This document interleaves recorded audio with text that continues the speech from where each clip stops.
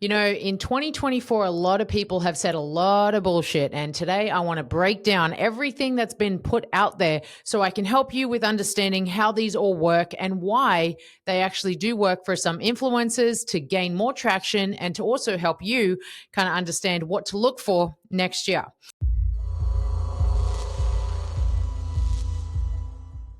We're going to start from the top. Now, the very first myth that everyone has been saying in 2024 is carbs make you fat. And I want you to understand that this is what I've kind of come up with when I've heard about this trend, when I've heard about this myth, and it has happened for a long time, but it usually comes and goes, right? Like we hear about something, I don't know, 5 years ago, 10 years ago, and then it goes away for a little bit and then it comes back. The reason why these come back is because someone out there made it big, then it went on to the next person, they made it bigger, then the next person, they made it bigger. Soon, obviously, it becomes a trend, and then everybody's talking about it. It's like a ripple effect. So here is what people are saying. While this myth persists, experts emphasize that the type and amount of carbs matter. Now, a lot of the time, we're looking at the person. So what you have to understand is that if you are someone that does some form of high intensity training, you're maybe a little bit more on the athletic side, you've been training a while, you're actually training for a specific event like a marathon, you do endurance, maybe you're doing a competition, you cannot avoid carbs. Carbs are actually what's going to help fuel you, give you the energy that you need. Now, are we saying that you should always have carbs and any type of carbs matter? No.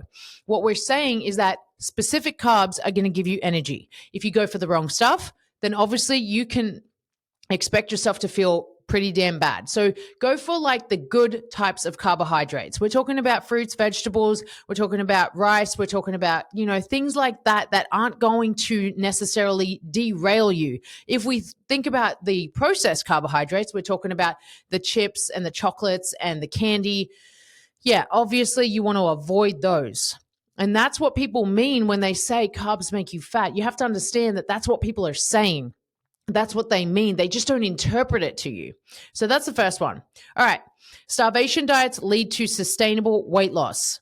Now, this is where people will look at like calorie restriction, or they'll go like all the way down the route of intermittent fasting, where they only eat for maybe a 4 to 6 to 8 hour window. And what they're doing in that time is they are restricting themselves. The more that you restrict yourself from eating calories, then yes, you're going to of course, you're going to lose some weight because you are restricting your calorie intake. So anything that is basically in a calorie deficit, you should get some results. If you are in too much of a calorie deficit, you won't get results. And that is very black and white. I want you to understand that undereating is as bad as overeating, but a lot of the time people think if they undereat, they'll lose weight. That doesn't work like that. The body doesn't like to go into too much of a starvation mode because then it's going to go into survival mode. Don't let your starvation mode put you in survival mode, and then you have a reverse effect of what you're trying to achieve here.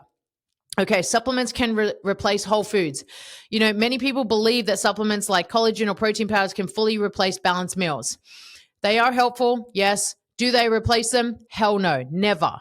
Because at the end of the day, nothing is going to be as good as just having the proper foods that are out there. Like food is going to be the best nourishment, right? It's going to have the most amount of micronutrients. It's going to have the best macronutrients.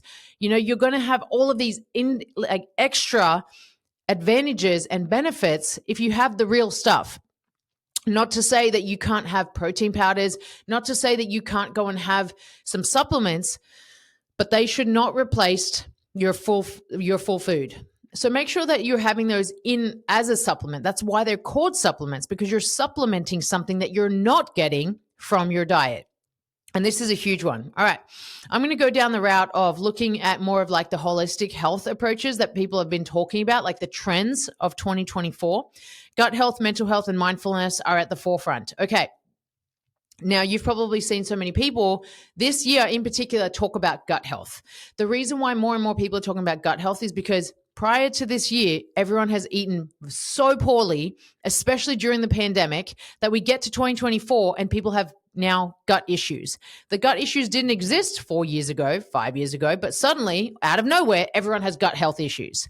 The reason why people are struggling now with gut health is because of what they did previously. If they had eaten properly for years or even like for a good amount of time, they wouldn't have issues. But most of the time, your gut is, over the course of time, formulating the good bacteria, the bad bacteria. It's basically adapting to what you've been eating. So if you've been eating like shit, then expect your gut health to be shit. That's it. All right. It's very, very simple. But now what's cool is that people are talking about it, and it is important. But here's the thing. Just because you're hearing about it, that doesn't mean that you have a bad gut. You might be someone that has actually eaten quite well. Like, you're actually not too bad. You get a little bit of bloating here and there. Okay, that's fair. Maybe you have a bit of a hard time with your digestion here and there, and it's okay. Over the long course, right? You got to look, like, take a step back, long view this, and go, do I typically have gut health issues? Or am I actually pretty good most of the time, and then here and there it shows up? So listen to your body, listen to your digestive system, because just because someone's saying it, that doesn't mean that you actually have an issue.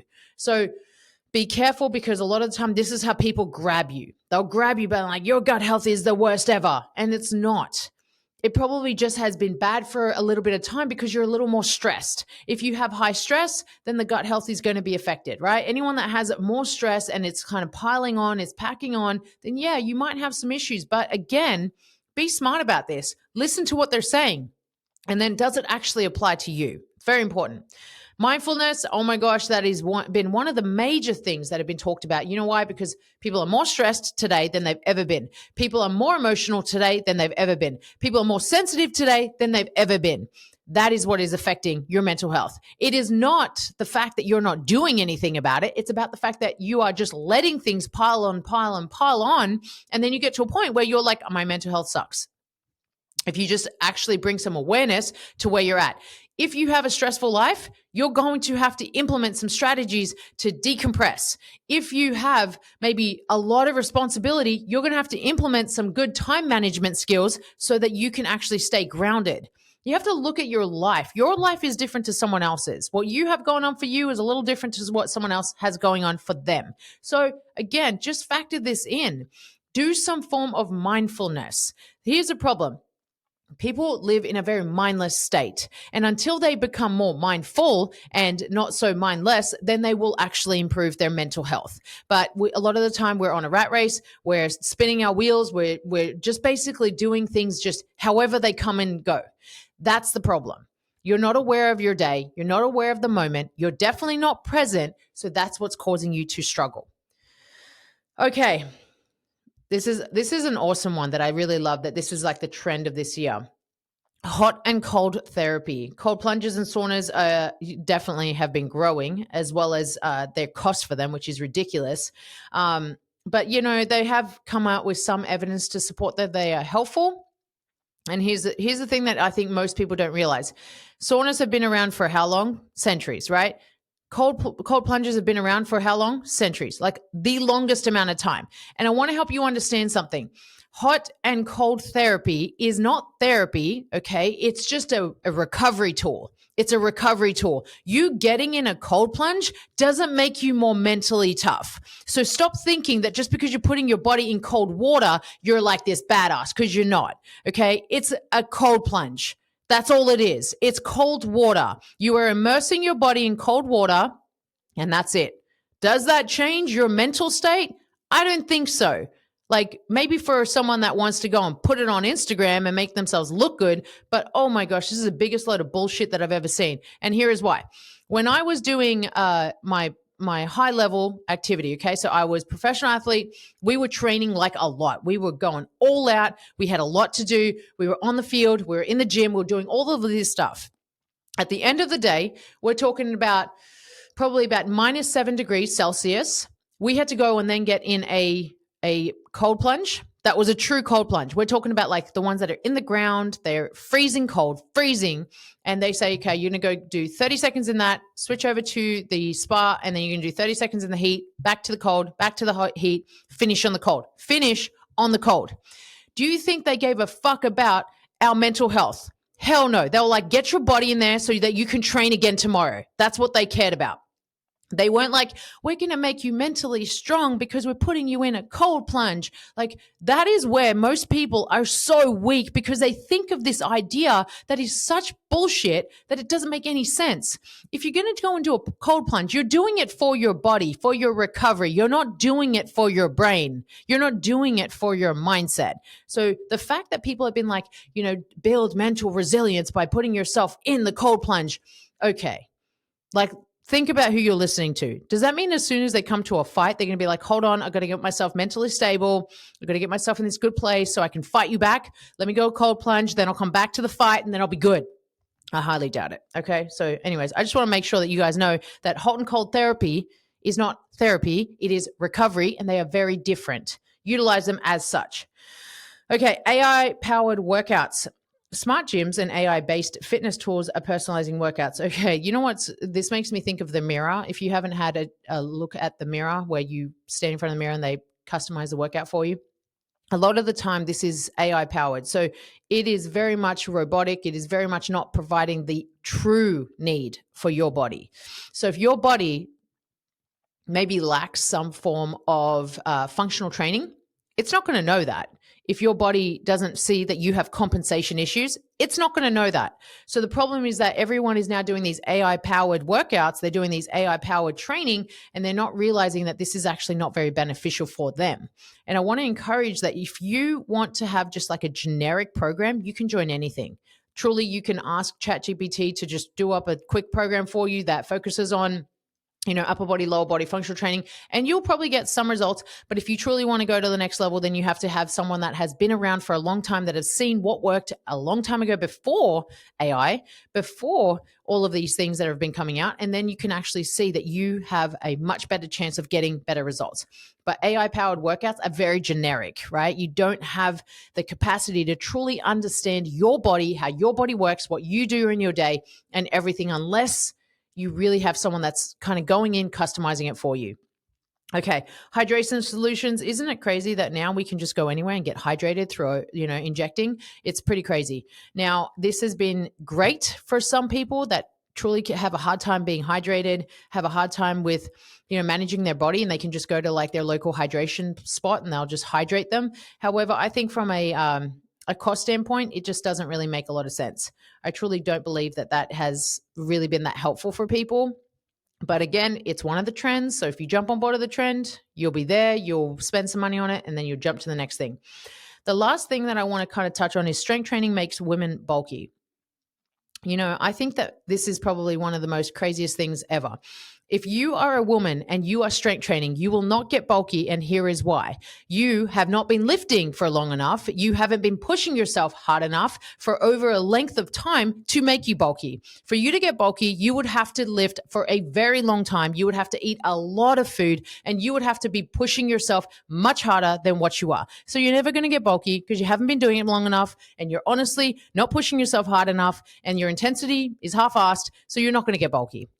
The people that say that, they're just honestly scared of change, and they're scared of actually committing themselves to a process. So this is where I think that you've got to look at what is actually out there. Look at the people that truly are bulky, if that's what you want to call them, and ask, if you were to ask any of them, how long have you been training? They'll probably say 2 decades, 20 years. How many times a week? Oh, I at least go into the gym for 2 hours a day. There's so much that they're putting into it. The fact that you think that you're going to get bulky over 3 to 4 days of a 45-minute session in a gym that's, kind of okay is crazy. You have to let go of that thought, because that is not the case. And putting on more muscle should be the number one priority for you. You should be doing strength training. You should be doing endurance style training, high intensity, interval based. Make it a mixture so you can be adaptable. People go into the gym, and here's what they do. They do a body split, even though they don't actually want to be a bodybuilder. They go and train like a bodybuilder. Makes no sense. And they'll go and do this upper body, lower body, upper body, lower body, or they'll do upper, lower. And then once a week, they're training their legs. Then as soon as they're tested, their legs are actually quite weak because they train them once a week. Like, I have to tell you guys, please train your legs more. The more that you train your legs, the fitter you're going to be, because you're using the biggest muscle groups in your body, which is your legs. They carry you. You're walking with them. You're doing everything with them. Yet you think that it's okay to train them once a week. How does that make any sense? especially if you are someone that sits on your butt all day. If you're someone that maybe doesn't move that much, move your legs, and this is going to help you substantially increase your fitness and substantially increase your strength. So you've got to be focusing on these elements because these elements make the biggest difference in terms of what you're doing. So these are the trends, right? These are the trends and the myths that you have to start to look at and realize that next year in 2025, they're going to be a little bit different. If you're listening to this in 2025, you're going to see that a lot of what carries in 2024 will carry over to 2025, and they'll probably turn it up a little bit. They'll probably say even more stuff. And you know what? The next drug's going to come out. The next trend is going to come out. We're probably going to see something from a long time ago resurface because that's how it is. Because all it takes is just one person to say a bunch of shit that isn't true and you listen to it. So you just remember, guys, that everything you want is on the other side of fear. So make a move, take action, because you're one decision away from a completely different